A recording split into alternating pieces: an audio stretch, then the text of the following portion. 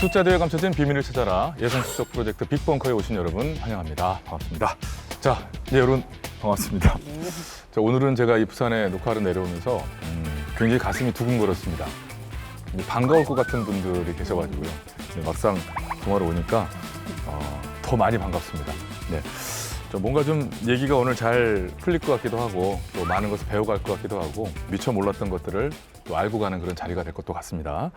자, 빅벙커를 찾아온 새로운 예산감시위원 바로 제가 그 반가워했던 두 분을 소개해 올리겠습니다. 먼저 뉴스타파 최승호 PD라고 이제 소개를 해야 되겠죠? 예, 그럼요. 뉴스타파의 최승호 PD 나오셨습니다. 네, 반갑습니다. 안녕하세요. 예. 네. 아유, 최승호 PD. 내가 너무 반갑죠? 오랜만에 봅니다. 예, 아이고 뭐 여기서 다시 뵙게 되니까 진짜 반갑네요. 요즘 힘드실 텐데. 내가 너무 대답을 많이 안 해줘가지고 이전에 많이 대답하였습니다. 아, 예, 예. 내가 너무 비했잖아, 내가. 오늘 편하게 물어보시 바. 예, 고맙습니다. 예. 됐죠. 단답 꼭 하나 그래가지고 네, 너무 똑같았어요. 요걸 하는 저 이제 일 다 한 것 같아요. 예. 자, 그나저나 이제 부산에 내려오시겠지만은 뭐 MBC니까 전 직장에 오시는 거잖아요. 뭐 어떠세요? 뭐 저기 그렇죠. 저 사장 그만두신 지 얼마 안 되셨잖아요. 예. 근데 참 그 예.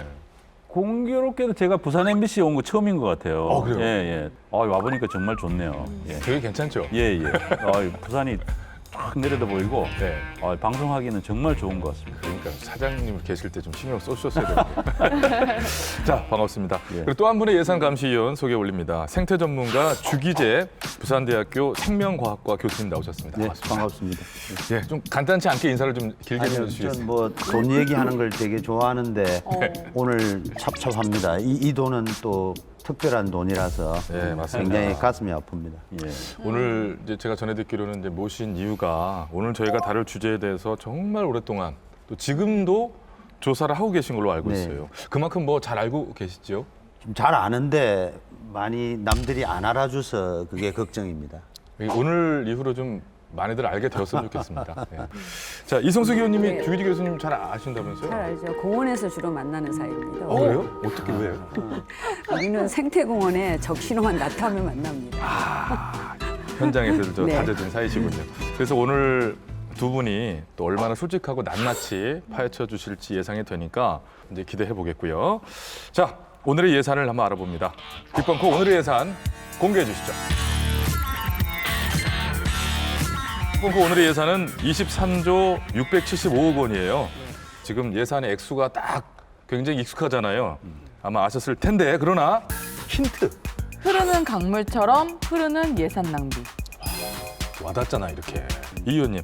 저요? 네. 간단히 할게요. 자전거가 엄청 많이 팔렸죠? 그렇지. 근데 그 뒤에는 약간 허전함이 있다, 그죠? 팔리긴 팔렸는데. 네. 예, 알겠습니다. 자, 우리 저기 주기재 교수님. 전혀 쓰지 말아야 될 돈을 쓴 것 같아요. 갑자기 직접적으로 가기 시작한다. 자, 우리 최승호 PD님. 한마디로 정리하면 사기극입니다. 이렇게 왔다가 그냥 빵 이렇게. 예. 오늘의 예산 23조 675억 원의 정체는 무엇인가? 오늘의 주제 공개합니다. 4대강 살리기는 재해 예방과 기후 변화에 대한 대응, 또한 환경 보전, 수량 확보, 수질 개선,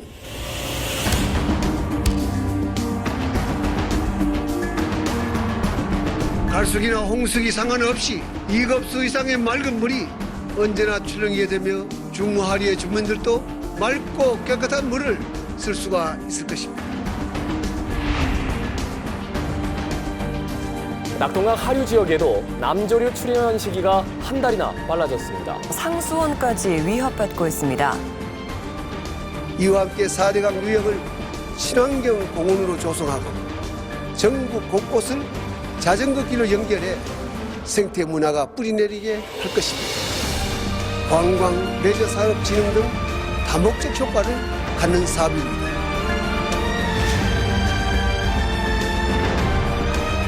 낙동강 하구 수위가 위험 수준으로 오르면서 주차 차량 50대가 침수된 걸로 확인됐습니다. 둔치는 원래 홍수터 역할을 하게 되는데 홍수터에다가 다시 저술도 적쳤기 때문에 그만큼 홍수를 더 유발하게 만들고 거기에 시설물을 짓다 보니까 큰 비가 오면 잠긴다, 피해를 본다고 하는 거죠. 이 생태적인 측면에서의 둔치도 오히려 그 상태가 악화되어야 한다.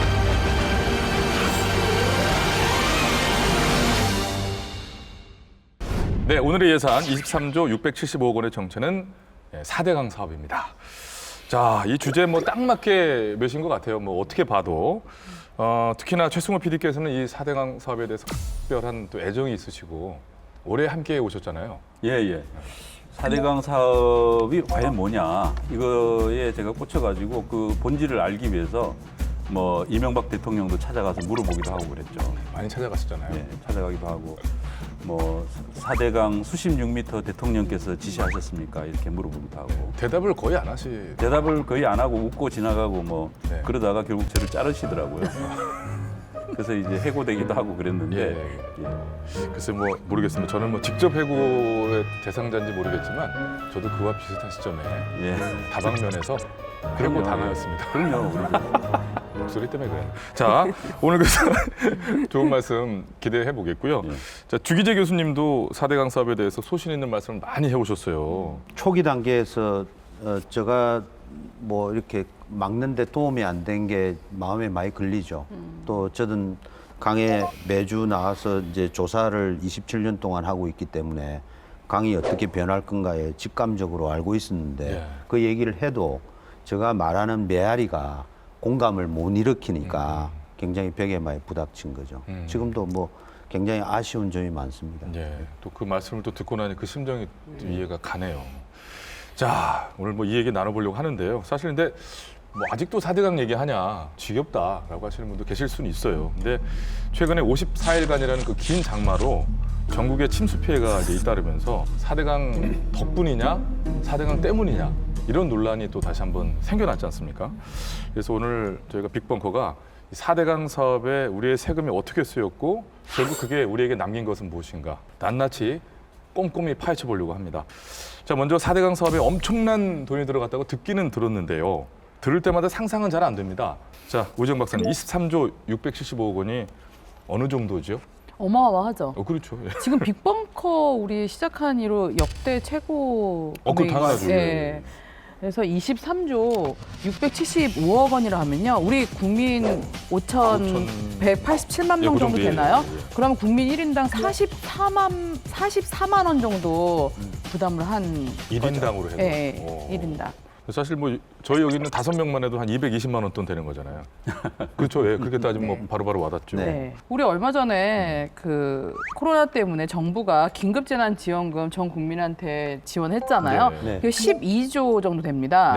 그러면 우리 전 국민에게 2번 정도 재난지원금을 지원할 수 있는 금액이죠. 그렇죠. 24조 그러니까 정도. 또 네. 금방 와닿네요. 네네. 전국 고등학생 무상교육을 11년이나 할 수 있는 예산도 되고요. 그렇게 되니까 또 와닿긴 많이 와닿아요. 근데 가장 와닿았던 거는 저희 5명의 220만 원. 네. 자, 4대강 사업은 세금 23조 675억 원을 투입해서 지난 2009년부터 시작이 됐습니다. 과연 2020년을 살아가는 우리에게 무엇을 남겼는지 빅벙커가 추적해봤습니다. 보시죠. 낙동강 하류 지역에도 녹조가 확산되면서 적조까지 발생해서 합천 장령부 구간의 녹조 수치가 4대강 역대 최고치를 기록했습니다.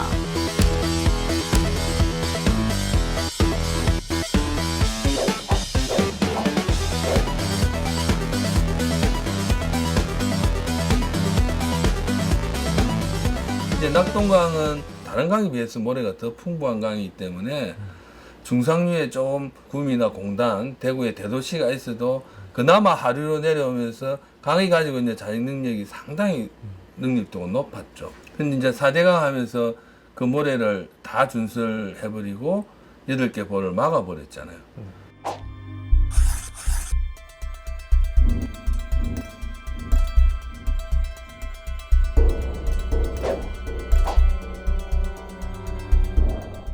그래서 물의 속도를 10배를 늦춰버렸어요. 그래서 강의 자정 능력과 흐르는 기능을 10배로 악화시켰죠.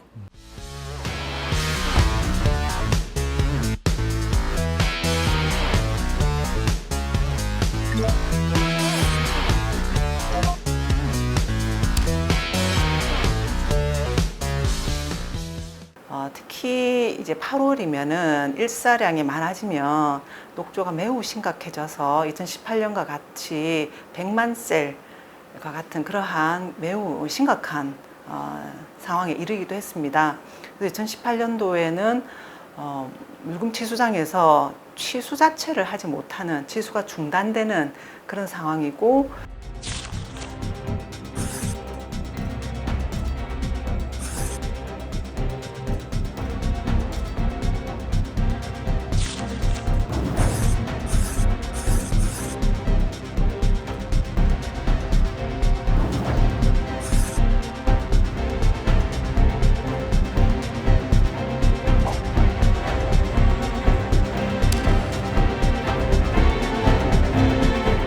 과거에는 녹조가 사회 문제된 적 사실 거의 없습니다. 그래서 김해 양사 밀양 이후로는 전부 한 번도 녹조 문제가 없었는데 4대강 하면서는 보가 있는 제상류, 상주, 해평, 구미, 칠곡, 대구, 밑에 고령 뭐 다 녹조죠. 예전에는 하류 일부 구간 짧은 시기에 녹조가 있었다면은 지금은 전 구간이 긴 시간 동안 5월달에서 11월달까지 녹조가 있는 거죠. 좀 4대강 이후로 부산은 낙동강 전체가 생태계 파괴로 인한 자정 능력이 훼손하면서 먹는 물 원수는 더 취약해졌다고 볼 수 있습니다.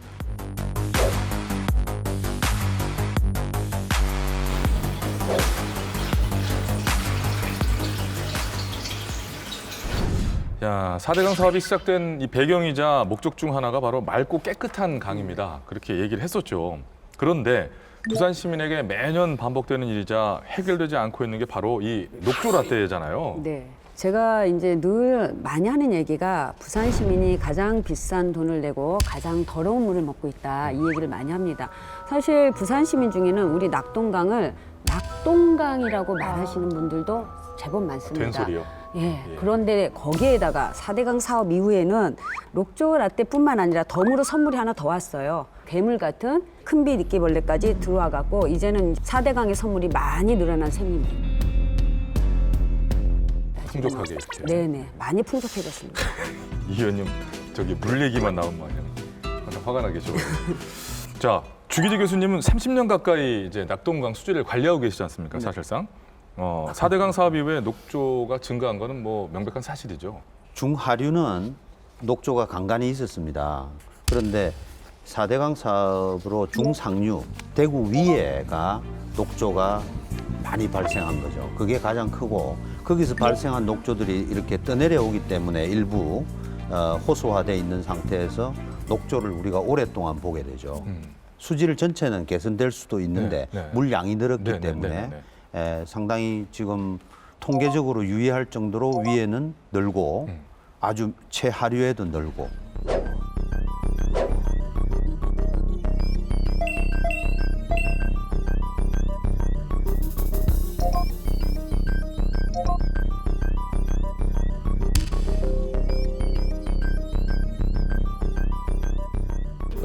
제가 이제 그 4대강 사업 저기 취재하면서 6월 달에 제가 상주에 갔을 때 상주 보에 이미 녹조기가 이렇게 싹 들어와 있더라고요. 냄새도 좀 나고. 상주는 원래 예전에 상주보가 있는 바로 그 근처는 경천대라고 해가지고 낙동강 제1기형이라고 그랬습니다. 거기는 늘 일급수에 굉장히 맑은 물이 이렇게 흐르던 곳이었죠. 근데 이제 지금은 거기조차도 녹조가 들어오는 상황이 돼버린 것이죠. 예. 상류까지 녹조가 생겨버리면 하류는 그럼 뭐 더 심각해질 것 같은데 이 의원님 현장에 가보셨어요? 우리 부산 시민의 90% 이상이 낙동강 물을 먹고 있습니다. 그런데 이 덕산 정수장이라는 곳에서 시민의 60%인 200만 명이 저 식수를 받아 먹고 있는데요. 2018년 8월 26일 날 아마 기억하실 겁니다. 굉장히 가뭄이 오래됐고 폭염이 엄청났습니다. 폭발적으로 이제 기온이 상승되면서 이 녹조가 너무나 창궐을 하게 되니까 제한급수를 결정을 하게 돼요.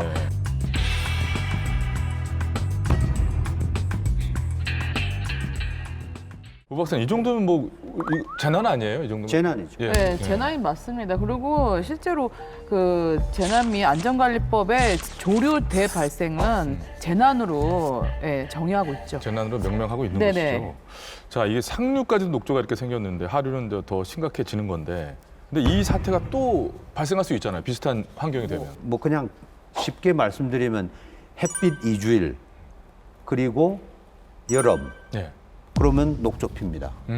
우리가 지금 녹조를 줄일 수 있는 만큼 영양소를 낮추어 놓지 않기 때문에 예. 지금 당장 개선되는 건 불가능합니다.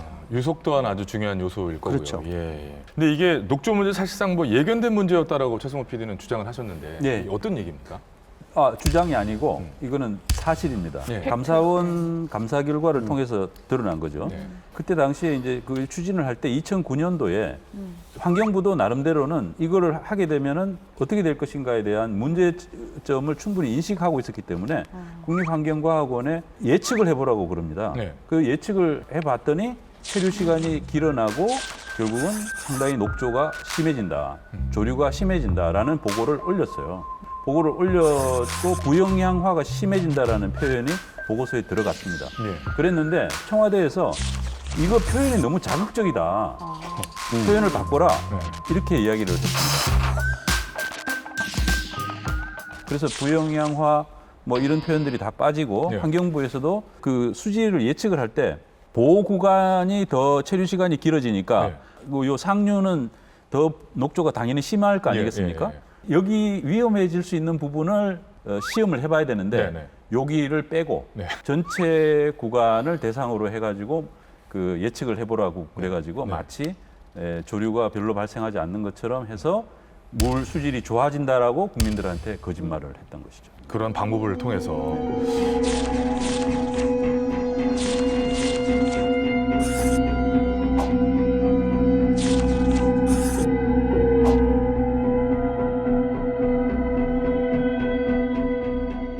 자, 저희가 이제 빅벙커 아닙니까? 네네. 예산을 추적하는 프로그램이잖아요. 그래서 낙동강 수질이, 이게 사실 수질이 악화되면 돈이 들어가잖아요. 그래서 그렇죠. 수질이 얼마, 여기서 얼마가 그냥 돈, 얼마가 안 좋아졌는지 한번 따져보죠. 네.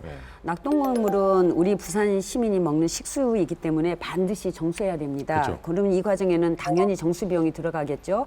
그런데 이 향후 5년을 보면 그 생산량은 감소하는데 생산 단가는 늘어나고 있는 게 지금 우리들의 현실입니다. 그러니까 관리비랑 약품비가 증가했더라고요. 그렇죠. 이걸 어떤 식으로 해석하면 되죠? 이 약품비가 상당히 비쌉니다. 굉장히 비싼데 또 엄청 많이 써야 되는 게 우리의 현실입니다. 주기재 교수님, 이게 뭐 상식적이겠습니다만 뭐 수질이 안 좋으면 당연히 더 많은 약품을 쓰죠. 쓰는 거겠죠? 그 수질이라는 것은 뭐 부유물이나 플랑크톤, 그 다음에 유해물질 이런 걸 합쳐서 얘기하는 개념이기 때문에 낙동강 중상류에 지금 공단이 230개나 되거든요. 어마어마한 우리가 모르고 있는 유해물질들이 들어오기 때문에 다른 지역보다 훨씬 많은 약품을 써서 정수를 하기 때문에 소독 부산물도 나오고 위험해지는 거죠. 그래서 우리가 다시 한번 이것은 이제 경각심을 가진 게 생각지도 못했던 사태가 이렇게 녹조로 우리 시민의 식수를 공략을 하니까 그때부터 우리 시는 자발적으로 그냥 뭐라 그럽니까? 아쉬운 사람이 우물 판다고 스스로가 돈을 투여해갖고 녹조 제거라든가 녹조 유입을 방지하는 이런 시설들을 만들기 지금 시작하고 있습니다. 그렇죠. 그렇게 되면 결국은 이 돈이 다 결론적으로 어디서 나오겠습니까? 세금이죠. 그렇죠. 자, 4대강 사업 이후에 어떻게 된 게 돈을 많이 썼는데 수질은 더 악화됐고 또 그 물을 먹을 수밖에 없기 때문에 막대한 세금을 또 쓰고 있고 앞으로도 써야 될 상황인 것 같습니다. 여기에 4대강 사업이 부산 시민에게 남긴 또 다른 세금 구멍이 있다고 해요. 빅벙커가 직접 추적해봤습니다. 보시죠.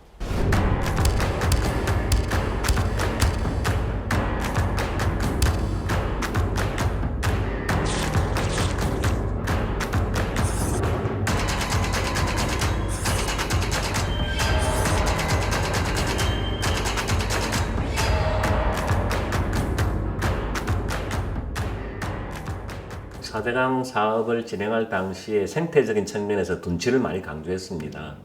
준수를 통해서 수질을 좋게 하고 하천변의 시설물을 철거함으로 인해 가지고 생태 공간을 만들어서 생태적으로도 굉장히 중요한 곳으로 만들겠다고 얘기를 했었는데요. 둔치는 홍수태거든요. 우리도 부산 같은 경우에도 큰 비가 내리면은 삼납둔치나 화명둔치는 물에 잠기거든요. 근데 그게 나쁜 게 아니고 당연한 것이거든요. 홍수태이기 때문에. 그러니까 그만큼의 여유를 가지고 제방을 만들었고 둔치는 큰 비가 오면은 잠긴다는 가정을 가져야 되는데 거기에 시설물을 짓다 보니까 큰 비가 오면은 잠긴다, 피해를 본다고 하는 것이죠. 부산 같은 경우에는 이제 저 상류로부터 이제 화명둔치, 삼납둔치, 대저둔치, 맥도둔치에서 4개가 있죠. 이제 전부 다 생태공원이라고 이름 지어놨죠, 4개. 큰 비가 오면은 많은 지역이 침수가 되죠. 그렇기 때문에 사실은 그런 어떤 둔치 지역 같은 경우에는 그런 시설물들은 최소화시키는 게 맞죠.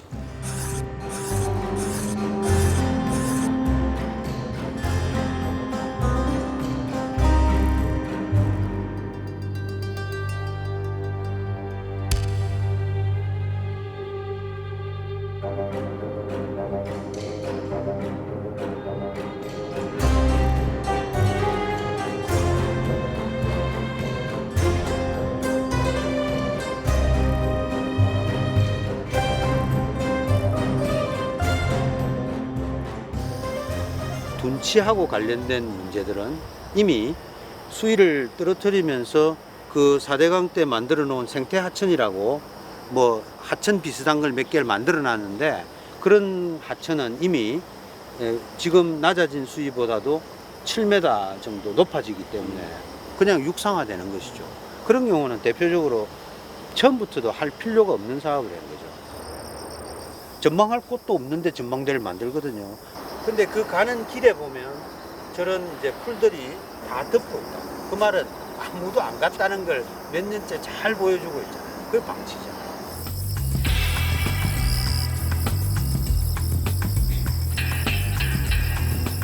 혹시 일릉도 공원에 대해서 좀 들어보셨습니까? 아니요, 일릉도 공원도 이번에 처음 들어보는 것 같아요.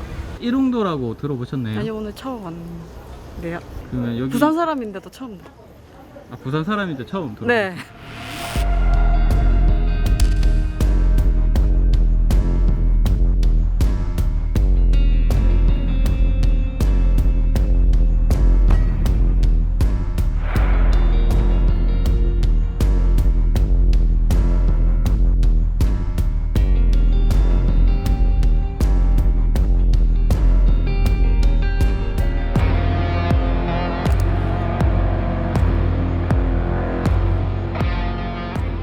생태공원 아니죠, 사실은. 왜냐 그러면은 삼락 생태공원 한번 보시게 되면은 생태공원이라고 해놨지만 그 안에 들어있는 것은 전부 체육시설, 하다못해 골프장, 캠핑장 이런 게 들어가 있거든요. 사실은 그렇게 해놔놓고 이걸 생태공원이라 하면은 조금 어처구니가 없는 것. 위치적으로 생태적으로 민감한 곳에 있다. 대표적으로 일릉도 같은 경우에는 그런 아름다운 길들을 상실했다. 즉 시민들이 와서 쉽게 접근하고 쉬고 거기서 소위 생태 복지라는 그런 거거든요. 안정감을 얻고 행복감을 가지고 돌아갈 수 있는 것은 저는 길이라고 보거든요. 아름다운 길. 그런 길들을 굳이 돈 들여서 없애가지고 새로 포장할 필요가 있냐는 것이죠. 이게 지금 4대강 사업의 실체거든요, 사실은.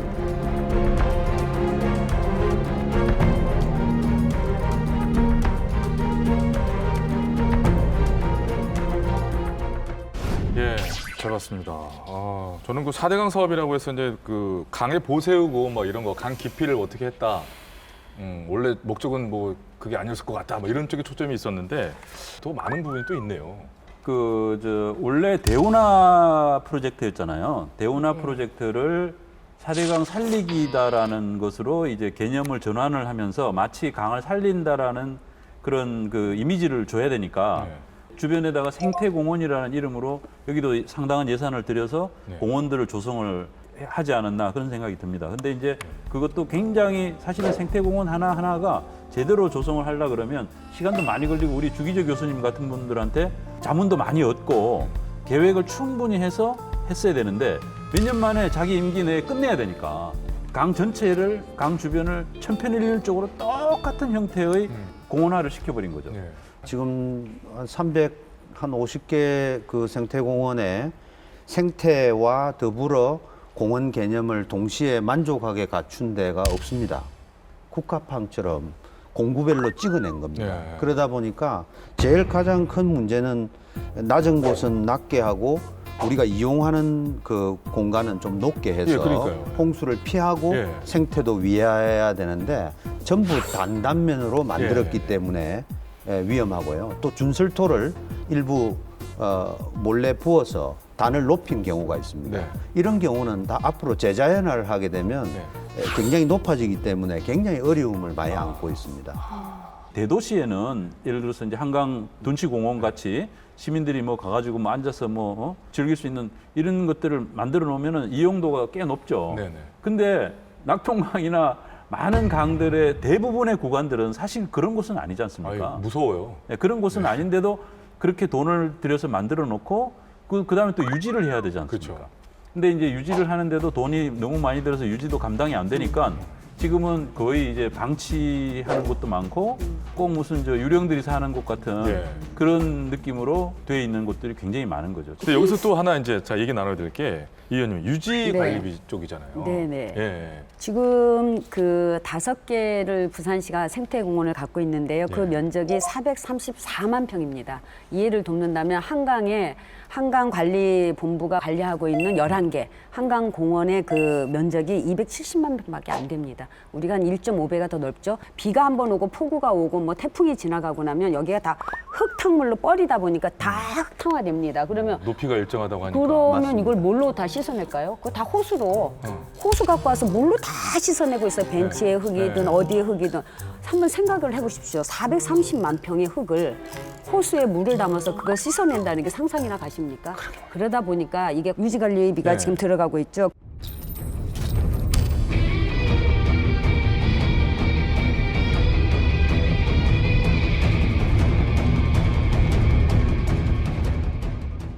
야 이게 뭐 진짜 4대강 사업 뭐 나오기만 하면 일단 액수가 네. 기본이 넘습니다. 그러니까요. 네. 4대강 사업 당시 친수 공간이 357개 정도 조성이 됐어요. 여기에 예산이 1조 7,319억 정도가 투여됐죠. 또 조가 넘습니다. 그래서 전체 친수 공간의 유지 관리비가 2,152억 정도가 쓰였습니다. 어마어마하죠. 그러니까 지금 이 얘기를 정리해 보면 매년. 만들지 말았어야 할 곳을 만드는데 엄청난 돈을 썼고 네. 그것을 또 이성숙 의원님 얘기하셨지만 완전히 깔끔하게 또 그게 시원하게 흔쾌한 것도 아니에요. 그렇게 관리하는데 또 이렇게 엄청나게 많은 돈을 쓰면서 뭐 버티고 있다 그럴까? 보충 설명을 드리면 예. 이제 이 유지 관리비가 2012년부터 2017년까지 이제 합계해서 2,152억 정도가 쓰인 거고요. 그럼 이 이후에도 계속 유지 관리비는 들었던 거죠. 예. 18년도, 19년도, 그러니까 예, 올해까지. 예. 자 주기재 교수님 이런 곳이 많아요? 공원이라기보다는 잡초 수준이고. 예. 김해 같은 데 가보면 김해 상동 지역 같은 경우에 뭐 지난 10년간 제가 사람을 본 적이 없습니다. 그런데 이제 체육 시설도 있고 다 있을 건 다 있거든요. 네, 네. 근데 이제 가장 안타까운 거는 사람이 쓸 곳을 모아서 많이 단을 높여서 홍수도 피하고 사용하고 나머지 생태 공간은 물하고 접하는 면적은 좀 이렇게 생태적으로 내버려 둬도 될 공간에 돈을 쓰는 것도 아니고 이용을 하는 것도 아니고 이것도 저것도 아닌 어중중한 걸 만들어낸 겁니다. 이렇게 흘러가고 있는 거죠. 네, 그리고 이제 지자체 이관을 하게 되면 그 다음에 돈이 없어서 관리를 안 하게 되는데 사실은 이런 공간은 관리 안 할 구역도 있어야 됩니다. 관리를 구태해야 될 필요가 없거든요. 홍수가 항상 나기 때문에. 그렇다 보니까 이제 안 해도 될 곳에 제방을 다시 만들어서 석축을 쌓고 있고요. 예산을 쓰고 있고. 이거는 다시 국가적으로 합의를 거쳐서 이걸 어떻게 할 건가에 대한 대단한 토론이 필요한 부분입니다. 자, 그렇다면 그 홍수터라는 표현 쓰잖아요. 네네. 그곳에도 지금 다 공원을 조성한 지금 그런 얘기인데 매년 되풀이되는 거 아니냐, 결국. 사실은 이게 홍수터임에도 불구하고 공원이 조성이 되지 않았습니까? 네네. 자, 부산시 같은 경우에는 공원이 없었어요. 그러고 있던 차에 4대강 사업이 시작되면서 이 지자체에다가 자, 아이디어 내라. 그러면 우리가 돈을 줄게. 그런 과정이 있었습니다. 그럴 때 우리 부산시하고 맞아 떨어진 거죠. 그때로서는. 예, 당시에는 굉장히 이게 이득이라고 생각을 했어요. 했지만 결과론적으로는 이득이 아닌 거죠. 그리고 이때 당시 어떤 일이 있었냐면요. 갯벌들이 쫙 심어져 있었어요. 그게 그 습지와 이 공원의 사이에 이게 어느 정도 잡아줬는데 그 4대강 사업을 하면서 다 베버린 거예요. 그냥 깍두기 쓸듯이 쫙 금을 간 거예요. 그래서 다 하고 나니 흙이 유실되기 시작하는 거예요. 그렇죠. 태풍이 오거나 폭우가 올 때 잡아줬던 것들을 자연적으로 잡아줬던 것들을 잘라내니까 그냥 바로 피해가 오는 거예요. 그래서 지금 최근에 지금 그나마도 보이는 갯벌들을 나중에 심은 겁니다. 그러니까 결국은 우리가 또다시 우리의 현실에 맞게 다시 우리가 재정비를 또 들어가는 그리고 거예요. 매년 또 다시 복구시키고 소위 그 청소하고 하는데 돈이 또 들어갈 것이고. 네네.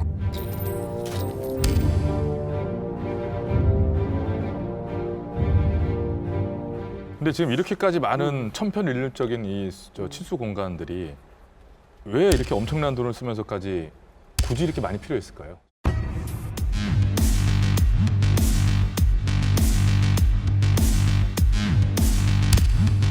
사대강 16개 보 가운데 완전히 개방된 곳은 금강의 세종보와 공주보 단 2곳뿐입니다. 현재까지 낙동강 한강에 대해서는 그 결과를 내놓지 못하고 있습니다. 특히 독성 녹조로 인해서 시민들의 건강을 위협받을 수 있는 상황이기 때문에 수위가 낮아지면 주변에 있는 지하수가 같이 낮아져요. 그러면 주변의 지하수를 이용하는 이 농민들이나 공장에서는 반대하겠죠. 강 한복판을 그렇게 파낼 이유가 없죠. 위에는 생계, 우리는 생명입니다. 낙동강에만 8,460억 원이 듭니다. 강은 흘러야 되기 때문에 계산이 필요 없는 사안입니다.